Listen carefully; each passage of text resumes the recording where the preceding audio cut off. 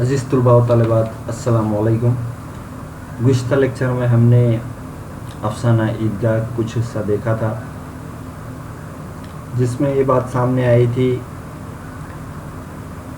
کہ منشی پریم چند نے جس طرح سے افسانے کی شروعات کی ہے، رمضان ختم ہوتے ہیں، پھر عید کا دن آتا ہے، اور پھر عید کے دن کے جو واقعات مختلف قسم کے ہوتے ہیں اس کو بڑے ہی خوبصورت ڈھنگ سے منشی پریم چند نے یہاں پہ پیش کیا ہے۔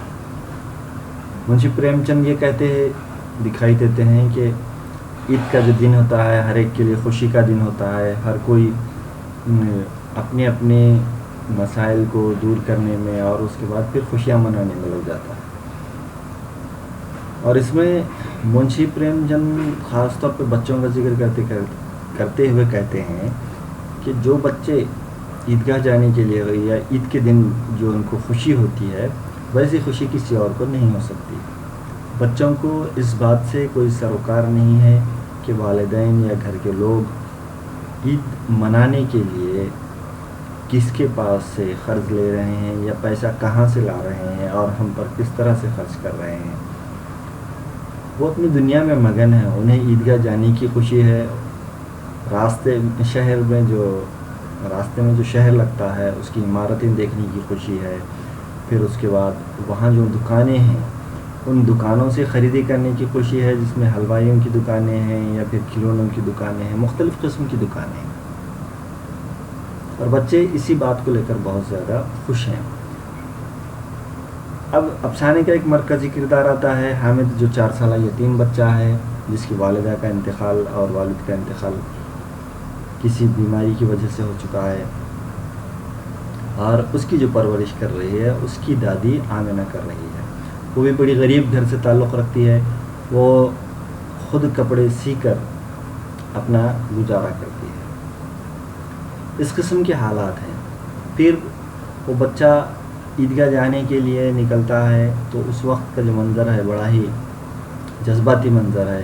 4 سالہ یتیم بچہ ہے اور عیدگاہ جو گاؤں ہے یا دیہات ہے اس سے 3 کوس کے فاصلے پر ہے، تو چھوٹا سا معصوم بچہ کس کے ساتھ جائے گا اور واپس کیسے آئے گا؟ اتنی بھیڑ بھاڑ ہوگی وہاں پر اور دھوپ بھی ہوگی، تو دادی آمنہ کا دل بیٹھ جاتا ہے، وہ پریشان ہو جاتی ہے، فکر مند ہو جاتی ہے بچے کو لے کر۔ لیکن بچہ باہمت ہے، وہ کہتا ہے کہ دادی اماں آپ پریشان نہ ہو، میں گاؤں والوں کا ساتھ نہیں چھوڑوں گا اور انہی کے ساتھ لوٹ کر آؤں گا۔ پھر بھی بچہ کہنے کے بعد بھی آمنہ کو اطمینان نہیں ہوتا ہے، لیکن وہ خود بھی تو نہیں جا سکتی۔ اس کی وجہ یہ ہے کہ گھر پہ کچھ تیاری کرنی ہے۔ بچہ جب دوپہر میں آئے گا عیدگاہ سے لوٹ کر تو اس وقت اسے بھوک لگ جائے گی، اور اس کو اگر آمنہ ساتھ میں جاتی ہے تو پھر پکوان کون کرے گا؟ اس لیے ہمت کر کے وہ بچے کو عیدگاہ جانے کے لیے گاؤں والوں کے ساتھ بھیج دیتی ہے، سمجھا بجھا کر۔ عیدگاہ پہنچنے سے پہلے راستے میں بچے مختلف قسم کی باتیں کرتے چلے جاتے ہیں، ایک دوسرے کو ستاتے ہوئے، ایک دوسرے کو شرارتیں کرتے ہوئے اس عیدگاہ پہنچتے ہیں۔ عیدگاہ میں بڑا ہی خوبصورت منظر ہے نماز ادا کرنے کا۔ پھر وہ نماز ادا ہوتی ہے، دعا ہوتی ہے، اس کے بعد وہاں سے جب واپس لوٹنا شروع کرتے ہیں بچے اپنے والدین کے ساتھ، تو راستے میں مختلف قسم کی دکانیں ملتی ہیں اور ہر بچہ وہاں سے مٹھائیاں کھانے لگتا ہے یا پھر کچھ دکان سے کچھ کھلونے خریدنے لگتا ہے، تو ایسے ہی مختلف قسم کے چیزیں خریدنے لگتے ہیں۔ لیکن حامد کے پاس صرف 3 پیسے ہیں، اور حامد دوسرے بچوں کی طرح پیسے فضول خرچ نہیں کر سکتا تھا۔ وہ اگر کوئی کھلونا خریدتا ہے تو کھلونے کی قیمت 2 آنے ہیں، 2 آنے میں اگر کھلونا خریدے گا تو 1 آنا سے کیا کر سکے گا؟ اس لیے وہ اس کو بچا کر رکھتا ہے۔ اس کے دوست اس کا مذاق بھی اڑاتے ہیں، ہر چیز وہ کرتے ہیں، یعنی کہ وہ بچے کچھ کھلونے خریدتے ہیں، حلوائیاں خریدتے ہیں، مٹھائیاں خریدتے ہیں اور کھاتے ہیں اور اسے ستاتے ہیں، دیتے نہیں ہیں۔ اس وقت حامد کہتا ہے کہ میرے بابا جب واپس لوٹ کر آئیں گے تو ڈھیر سارے کھلونے لائیں گے اور میں تمہاری طرح نہیں کروں گا، اور میں کیا کروں گا، واپس آنے پر میں کھلونے ہر ایک کو دوں گا، ہر ایک کا خیال کروں گا، اور پھر مٹھائیاں میری ماں جو لانے گئی ہوئی ہیں اللہ میاں کے پاس، وہ جب لے کر آئیں گی تو وہ مٹھائیاں میں سب میں تقسیم کروں گا، تمہاری طرح چڑھا چڑھا کر نہیں کھاؤں گا، اس طرح کی باتیں کرتا ہے۔ پھر ہوتا یہ ہے کہ وہ ایک دکان پر رک جاتا ہے جہاں پہ لوہے کے کچھ سامان بنے ہوئے دکھائی دیتے ہیں، وہاں تھوڑی دیر کے لیے وہ رک جاتا ہے، اس کی نظر دست پناہ پر پڑتی ہے، اور جب دست پناہ پر پڑتی ہے تو وہ فوراً سے رک کر پوچھتا ہے کہ ڈرتے ڈرتے پوچھتا ہے کہ دست پناہ بیچو گے؟ دکاندار اس کی طرف دیکھتا ہے اور ساتھ میں کوئی آدمی نہیں دکھائی دیتا، تو اس لیے وہ بچہ 4 سالہ بچہ ہے، اس کو کہہ دیتا ہے کہ یہ تمہارے کام کا نہیں ہے۔ تو حامد کہتا ہے کہ بکاؤ ہے یا نہیں؟ دکاندار جواب دیتا ہے بکاؤ ہے جی، یہاں کیوں لے کر آئے ہیں؟ اگر بکاؤ نہیں ہوتا تو میں دکان میں کیوں رکھتا؟ پھر حامد پوچھتا ہے کہ بتلاتے کیوں نہیں، اس کی قیمت کیا ہے، کتنے پیسے لگے؟ دکاندار جواب دیتا ہے کہ 6 پیسے کا ہے۔ حامد کا دل پٹ جاتا ہے اور وہ بولتا ہے کہ 3 پیسے میں دو گے کیا؟ 3 پیسے میں دو گے کیا پوچھتا ہے دکاندار۔ پوچھتے ہی وہ آگے بڑھتا ہے، اس کو ایسا اندازہ ہوتا ہے کہ شاید دکاندار اس کو جھڑک دے گا، لیکن ہوتا یہ ہے کہ دکاندار اس کو جھڑکتا نہیں ہے بلکہ دست پناہ بڑھا دیتا ہے اور پیسے لے لیتا ہے۔ اب حامد دست پناہ لے کر کندھے پر رکھ کر، جیسا کندھے پر ایک بندوق شان سے رکھی جاتی ہے اس طرح سے لے کر اپنے رفیقوں اور دوستوں کے پاس جاتا ہے۔ محسن ہنستے ہوئے کہتا ہے، اس کا مذاق اڑاتا ہے کہ یہ دست پناہ لایا ہے احمق، اسے کیا کرو گے؟ تو وہ کہتا ہے، محسن اس کا مذاق اڑاتا ہے کہ اس نے دست پناہ خریدا ہے۔ حامد دست پناہ کو زمین پر پٹک کر کہتا ہے، ذرا اپنا بشتی زمین پر گرا دو، ساری فصلیں چور چور کر دے گی۔ حامد کہتا ہے محسن سے کہ تم ذرا اپنا بشتی تو یہاں رکھو، میں اس کے ہڈی پسلی ایک کر دوں اپنی دست پناہ سے۔ محمود تو یہ دست پناہ کوئی کھلونا ہے؟ محمود کہتا ہے کہ دست پناہ کوئی کھلونا ہے۔ حامد اس کو جواب دیتا ہے کہ کیوں نہیں، ابھی کندھے پر رکھا بندوق ہو جائے گی۔ ہاتھ میں لے لیا، فقیر کا چمٹا ہو گیا، چاہوں تو اس سے تمہاری ناک پکڑ لو، ایک چمٹا دوں تو تم لوگوں کے سارے کھلونے کی جان نکل جائے گی، تمہارے کھلونے کتنا زور لگائیں اس کا بال بیکار نہیں کر سکتے، میرا بہادر شعر ہے یہ دست پناہ۔ وہ اپنے دست پناہ کی تعریف کرنے میں مصروف ہو جاتا ہے اور کہتا ہے کہ یہ دست پناہ اتنا مضبوط ہے کہ تمہارے جو کھلونے ہیں ان کو، کمزور جو کھلونے ہیں، توڑ سکتا ہے۔ پھر سمیع سے متاثر ہو کر بولتا ہے، میری خنجری سے بدلو گے دعا نہیں کی ہے؟ تو خنجری سے بدلنے کے لیے کہتا ہے سر۔ حامد خنجری کی طرف حقارت سے دیکھتا ہے اور کہتا ہے، میرا دست پناہ چاہے تو تمہاری خنجری کا پیٹ پھاڑ ڈالے، بس ایک چمڑے کی جھلی لگا دی، ڈھپ ڈھپ بولنے لگی، ذرا سا پانی لگے تو ختم ہو جائے، میرا بہادر دست پناہ تو آگ میں، پانی میں، آندھی میں، طوفان میں برابر ڈٹا رہے گا۔ اب وہ اپنے دست پناہ کی بڑائی بیان کرنے لگ جاتا ہے بچہ۔ اب تک جو شرارتیں کرنے والے اس کے دوستوں سے ستا رہے تھے اب اس سے متاثر ہونے شروع ہو جاتے ہیں، اور حامد کی خنجری کے بدلے وہ دینے کے لیے تیار نہیں ہوتا اور کہتا ہے کہ تمہاری خنجری تمہیں کو مبارک۔ اب دست پناہ نہیں مل سکتا، اب کسی کے پاس پیسے بھی تو نہیں رہے، حامد ہے بڑا ہوشیار۔ اب 2 فریق ہو گئے، محمود، محسن اور نوری ایک طرف، حامد یکا و تنہا دوسری طرف، سمیع غیر جانبدار ہے، جس کی فتح دیکھے گا اس کی طرف ہو جائے گا۔ اب یہاں پہ دوستوں میں 2 گروپ تیار ہوتے ہیں، حامد اکیلا، محمود، محسن اور نوری ایک طرف، اور سمیع جو ہے غیر جانبدار ہے، وہ کسی ایک کی طرف نہیں ہے، اب وہ جس کی فتح دیکھے گا اس کی طرف جائے گا۔ مناظرہ شروع ہو گیا، آج حامد کی زبان صفائی سے چل رہی ہے۔ حامد اور پھر 2 گروہ بننے کے بعد مناظرہ شروع ہو جاتا ہے اور حامد بڑی صفائی سے اپنی بات کہہ رہا ہے. اتحاد ثلاثہ اس کے جارحانہ عمل سے پریشان ہو رہا ہے. یعنی کہ جو 3 دوست ایک جگہ تھے وہ اس کے جارحانہ جو عمل اس نے اپنایا ہوا تھا حامد نے، اس سے وہ پریشان ہو جاتے ہیں. ثلاثہ کے پاس تعداد کی طاقت ہے، حامد کے پاس حق اور اخلاق. ایک طرف مٹی، ربڑ اور لکڑی کی چیزیں، دوسری جانب اکیلا لوہا جو اس وقت اپنے آپ کو فولاد کہہ رہا ہے. حامد کے پاس کیا ہے؟ فولاد ہے. لیکن دوسرے جو اس کے دوست ہیں ان کے پاس مٹی، ربڑ اور لکڑی کی چیز ہے.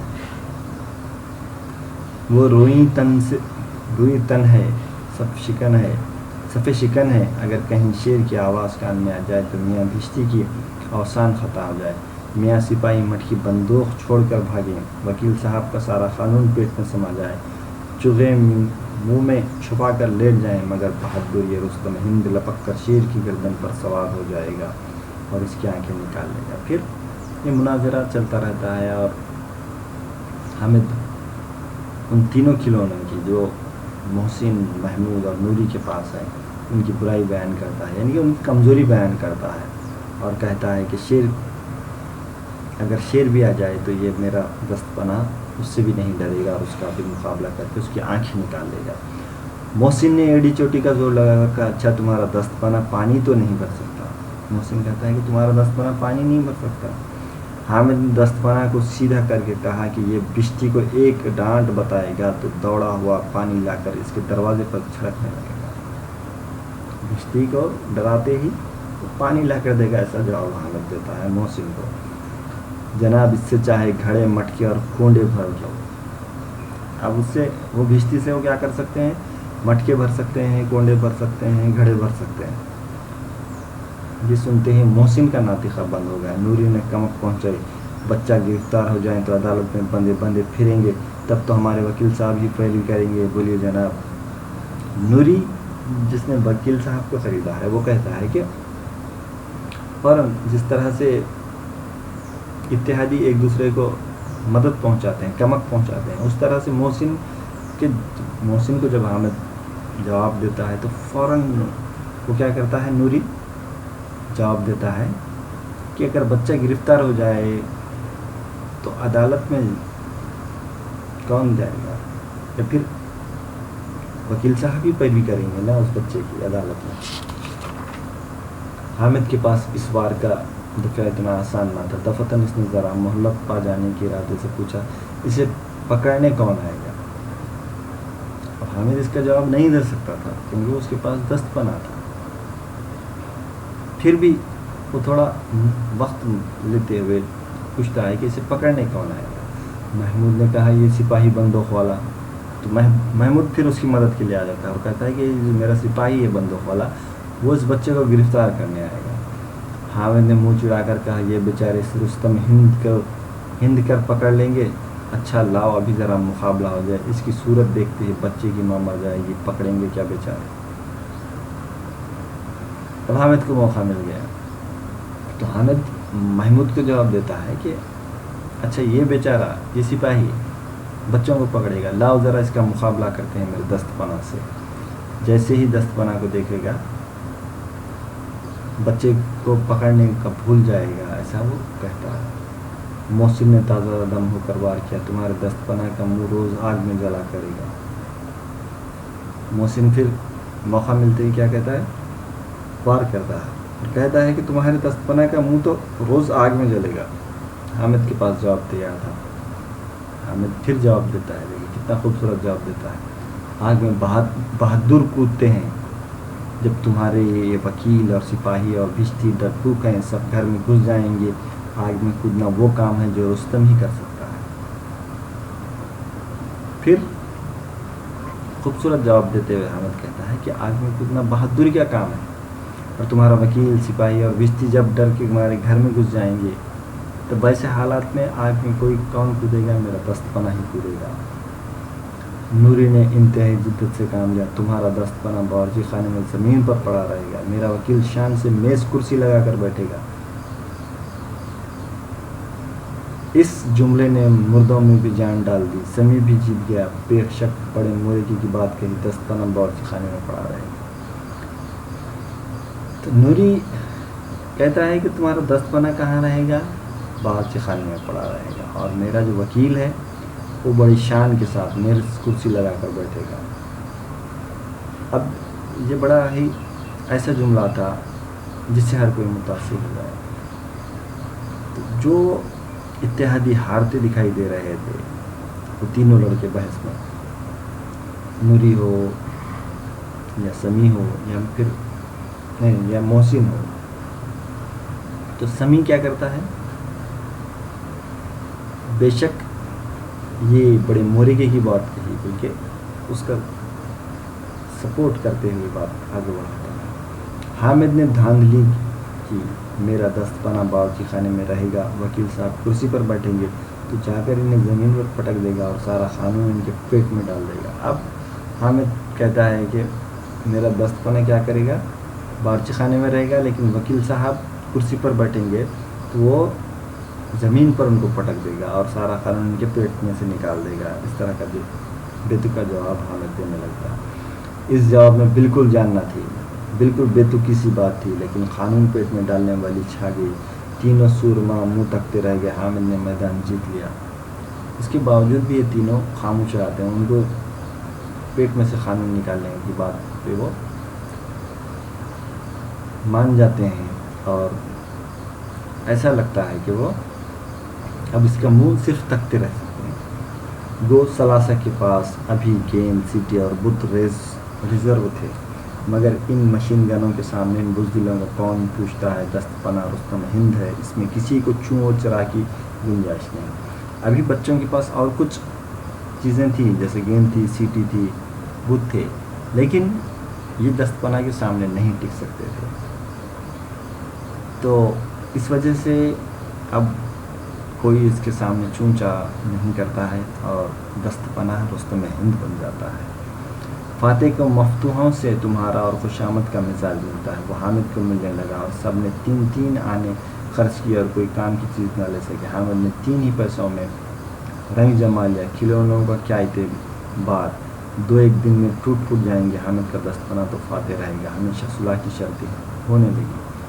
پھر ہوا یہ کہ یہ تینوں اپنی غلطی مان لیتے ہیں اور شکست مان کر اس سے باتیں کرنے لگ جاتے ہیں، حامد سے، اور صلح کرنے لگ جاتے ہیں، کیونکہ انہیں ہمیشہ ساتھ میں رہنا ہے۔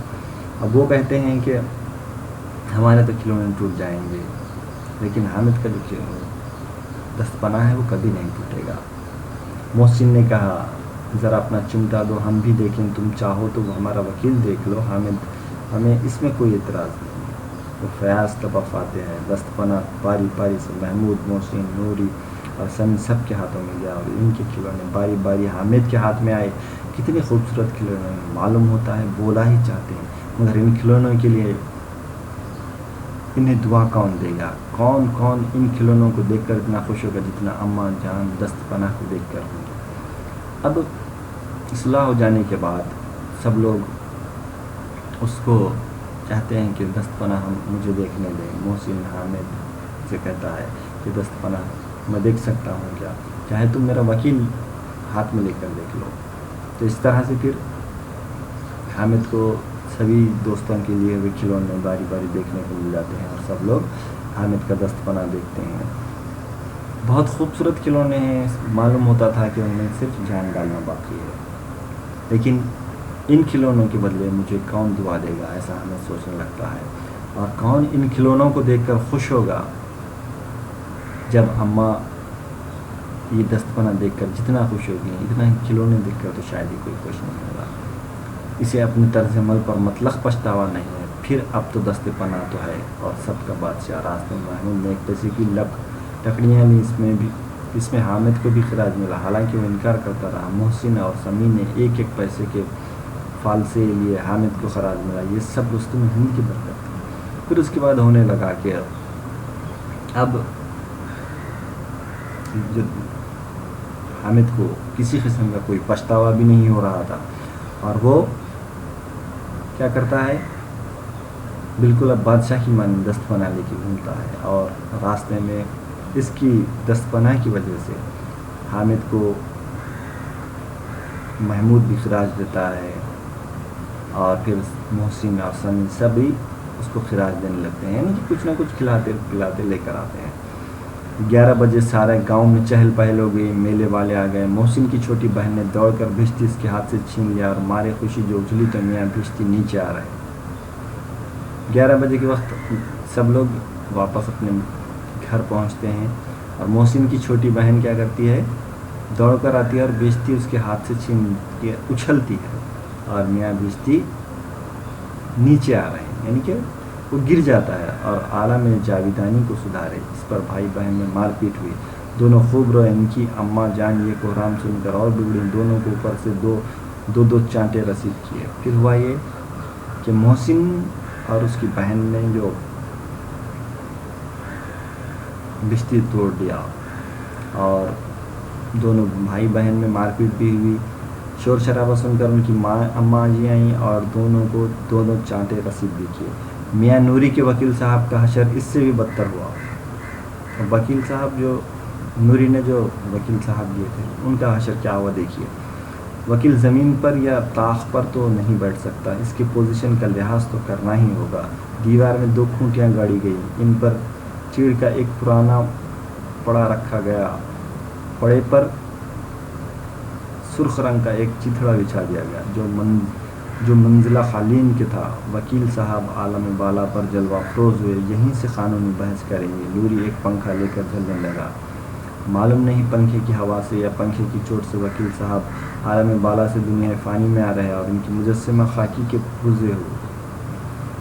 پھر وکیل صاحب کو نیچے نہیں رکھا جا سکتا تھا، اس لیے وکیل صاحب کو اوپر رکھا گیا۔ اوپر رکھنے کے لیے 2 کھوٹیاں گاڑی گئیں، پھر ان پر چیڑ کا ایک پرانا پڑا رکھا گیا اور پھر سرخ رنگ کا ایک چتھڑا اس پہ بچھا دیا گیا جو خالین کی طرح تھا۔ پھر وکیل صاحب کے لیے پنکھا نوری جھلنے لگا اور پتہ نہیں کیا ہوا، اس پنکھے کی ہوا سے یا پنکھے کی چوٹ سے وکیل صاحب جو اوپر سے گرے تو وہ دنیا فانی میں چلے گئے۔ پھر بڑے زور کا ماتم اور وکیل صاحب کی میت پارسی دستور کے مطابق کوڑے پر پھینک دی گئی۔ پھر ہوا یہ کہ پارسی کا جو دستور ہوتا ہے اس طرح سے وکیل صاحب کی میت بھی کی گئی اور انہیں کوڑے میں پھینک دیا گیا تاکہ بیکار جا کر وہ زغن کے کام ہو۔ تو اس طرح سے وکیل صاحب کا بھی خاتمہ ہو گیا۔ اب رہے میاں محمود کے سپاہی، محترم اور زیر و آب ہستی ہے، اپنے پیروں چلنے کی ذلت سے گوارا نہیں۔ محمود نے اپنے بکری کا بچہ پکڑا اور اس پر سپاہی کو سوار کیا۔ محمود کی بہن ایک ہاتھ سے سپاہی کو پکڑے ہوئے تھی اور محمود بکری کے بچے کا کان پکڑ کر اسے دروازے پر چلا رہا تھا۔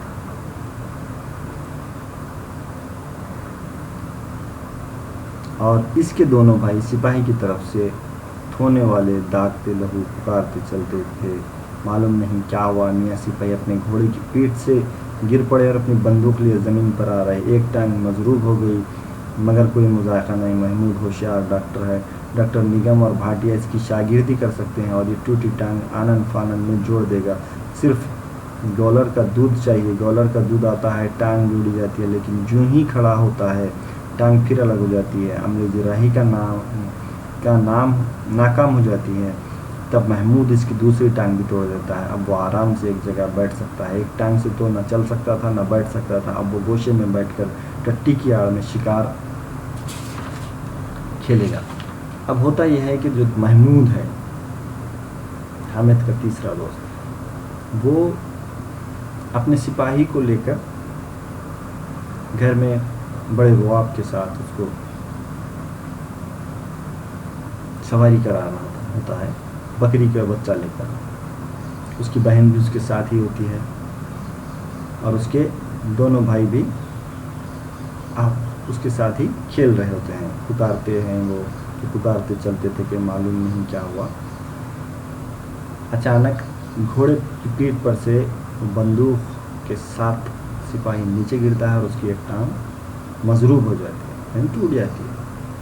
پھر محمود ہوشیار ہے، اس کی ٹانگ جوڑنے کی کوشش کرتا ہے گولر کے دودھ سے، لیکن جیسے ہی اسے کھڑا کرتا ہے وہ ٹانگ ٹوٹ جاتی ہے دوبارہ سے. غصے سے محمود اس کی دوسری ٹانگ بھی توڑ دیتا ہے اور اس کو ایک ٹٹی کے آگ میں شکار کھیلتے ہوئے بٹھا دیتا ہے. اب میاں حامد کا قصہ سنیے. آمنہ اس کی آواز سنتے ہی دوڑی اور اسے گود میں اٹھا کر پیار کرنے لگی. جیسے ہی اب یہ تمام دوستوں کا قصہ ہو گیا. اب جو حامد جس نے اتنی محنت کر کے اتنی سوجھ بوجھ کے ساتھ دست پناہ خریدا تھا، وہ جس وقت گھر پہنچتا ہے اس وقت کی کیفیات کا ذکر ہم دیکھیں گے تو بہت ہی خوبصورت ڈھنگ سے اور جذباتی کیفیات کا یہاں پر منظر منشی پریم چند نے پیش کیا ہے. تو کیا دکھتا ہے؟ آمنہ جو اس کی دادی ہے وہ اس کی آواز سنتے ہی دوڑتے اور اسے گود میں اٹھا کر پیار کرنے لگتے ہیں. دفتن اس کے ہاتھ میں چمٹا دیکھ کر چونک پڑتی ہے. پھر اس کے ہاتھ میں وہ چمٹا دستپنا دیکھ کر چونک پڑتی ہے. یہ دستپنا کہاں تھا بیٹا؟ پوچھتی ہے کہ یہ دستپنا کہاں تھا بیٹا؟ میں نے مول لیا ہے 3 پیسے میں. ہمیں جواب دیتا ہے کہ میں نے مول لیا ہے 3 پیسے میں. آمنہ نے چھاتی پیٹ لی. ایک ایسا بے سمجھ لڑکا ہے کہ دوپہر ہو گئی، نہ کچھ کھایا نہ پیا، لایا کیا یہ دستپنا؟ سارے میلے میں تجھے اور کوئی چیز نہ ملی؟ آمنہ اس پہ تھوڑا سا غصہ ہوتی ہے، چھاتی پیٹتی ہوئے کہتی ہے کہ کیسا بے سمجھ لڑکا ہے، یعنی کہ اس کو سمجھ نہیں ہے. دوپہر ہو گئی ہے، اس نے کچھ نہیں کھایا ہے اور خریدا بھی تو کیا ہے، کوئی کھلونا بھی نہیں خریدا ہے. 4 سالہ بچہ ہے لیکن دستپنا لے کر آیا ہے. اور وہ کہتی ہے کہ سارے میلے میں جو میلہ لگا ہوا تھا اس میں تجھے یہی چیز ملی تھی کیا؟ حامد نے خطاوارانہ انداز سے کہا. حامد خطاوارانہ انداز میں کہتا ہے تمہاری انگلیاں توبے سے جل جاتی تھیں کہ نہیں؟ حامد بڑا ہی سمجھدارانہ جواب دیتا ہے تمہاری انگلیاں توبے سے جل جاتی تھیں کہ نہیں؟ آمنہ کا غصہ فوراً شفقت میں تبدیل ہو گیا. یہ جواب سنتے ہی آمنہ کا غصہ بالکل شفقت میں تبدیل ہو جاتا ہے. اور شفقت بھی وہ نہیں جو منہ پر بیان ہوتی ہے اور اپنی ساری تاثیر لفظوں میں منتشر کر دیتی ہے. یہ بے زبان شفقت تھی. تو ایسی شفقت سے اس کو دیکھنے لگ جاتی ہے اور یہ کرنے لگتی ہے جس کو لفظوں میں بیان نہیں کیا جا سکتا. درد التجا میں ڈوبی ہوئی اف کتنی نفس کشی ہے. درد التجا میں ڈوبی ہوئی کتنی نفس کشی ہے. دیکھیے وہ جو منظر ہے اس کو ہم تصور کریں تو ہمیں سمجھ میں آئے گا کہ کیسا منظر ہو سکتا ہے. کتنی جانسوزی ہے. غریب نے اپنے طفلانہ اشتیاق کو روکنے کے لیے کتنا ضبط کیا. جب دوسرے لڑکے کھلونے لے رہے ہوں گے، مٹھائیاں کھا رہے ہوں گے، اس کا دل کتنا لہراتا ہوگا. اتنا ضبط اس سے ہوا. 4 سالہ بچہ ہے، اس نے کتنا صبر سے کام لیا. اپنے دوستوں کو دیکھ کر بھی اس نے صبر سے کام لیا. اور پھر اس نے جو کام اہم کیا ہے صبر سے کام لیتے ہوئے اپنی دادی اماں کا جو خیال کیا ہے اس نے، وہ قابل تعریف ہے. کیونکہ اپنی بوڑھی ماں کی یاد اسے وہاں بھی رہی اور بوڑھی ماں کو اس نے وہاں بھی یاد کیا. اپنے نفس پر اس نے قابو رکھا. اس نے اپنے نفس کے ساتھ بہکا نہیں. میرا لال میری کتنی فکر رکھتا ہے. اس کے دل میں ایک ایسا جذبہ پیدا ہوا کہ اس کے ہاتھ میں دنیا کی بادشاہت آ جائے اور وہ اسے حامد کے اوپر نظر. وہ کہتی ہے کہ میرا لال تو میرا کتنا خیال رکھتا ہے. بڑا ہی جذباتی منظر ہے. اور پھر اس کو ایسا محسوس ہوتا ہے کہ اگر اس کے پاس بادشاہت ہوتی تو وہ پوری دنیا کی بادشاہت حامد کو دے دیتے. اور تب بڑی دلچسپ بات ہوئی. بڑھیا آمنہ تبھی ننھی سی آمنہ بن گئی. وہ رونے لگی.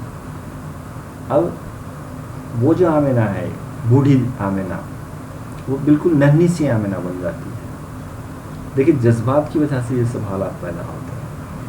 اور پھر وہ رونے لگ جاتی ہے. دامن پھیلا کر حامد کو دعائیں دیتی جاتی تھی. اب دامن پھیلا کر وہ حامد کو دعائیں دیتی جاتی تھی اور آنکھوں سے آنسو کی بڑی بڑی بوندیں گراتی جاتی تھی. اور آنکھوں سے اس کے مستقل آنسو گرتے جاتے ہیں. وہ بڑی بڑی بوندیں گرتے ہیں.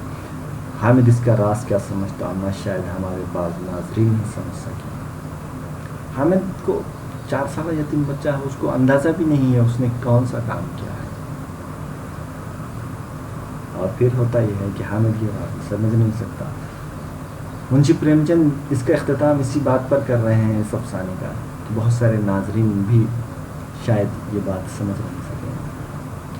بہت ہی خوبصورت اور جذباتی افسانہ منشی پریم چند نے لکھا ہے۔ ہم دیکھتے ہیں کہ اس افسانے سے ہمیں ایک سیکھ ملتی ہے، کس طرح سے ہمیں اپنے نفس پر قابو رکھنا چاہیے، یا ہمارے اپنوں کا خیال کس طرح سے کرنا چاہیے، صبر سے کام لینا چاہیے۔ تمام باتوں کا ہم کو ایک پیغام دیتے ہوئے منشی پریم چند نے افسانے کا اختتام کیا ہے۔ شکریہ۔